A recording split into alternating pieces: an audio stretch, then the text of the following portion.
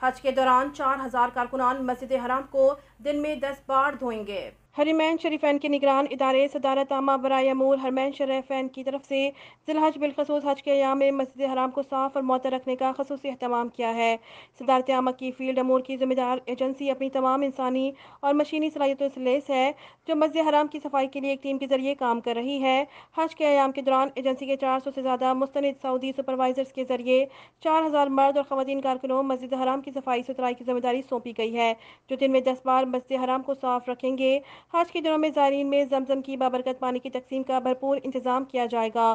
Assistant general صدر برائے field service and affairs محمد الجابری نے زور دے کر کہا کہ ایجنسی کے اطلاعات میں 5,000 ریگولر گاڑیاں اور تقریباً 3,000 الیکٹرک گاڑیاں شامل ہیں۔ الجابری نے مزید کہا کہ 11 اسمارٹ اسٹرلائزیشن رپورٹ 8 گھنٹے تک انسانی مداخلت کے بغیر مسجد حرام کے حصوں کو جراثیم سے پاک کرنے کے لیے پہلے سے طے شدہ نقشے کے ذریعے کام کریں گے۔ مسجد کے صحن اور چھت کو خشک کرنے کے لیے خشک بھاپ کو جراثیم سے پاک کرنے کے 20 بائیو کیئر ورک تیز رفتاری سے کام کریں۔ یہ بائیو کیئر سسٹم 1 گھنٹے میں مسجد حرام میں 1,000 مربع میٹر کی جگہ کو صاف کرنے کی صلاحیت رکھتا ہے۔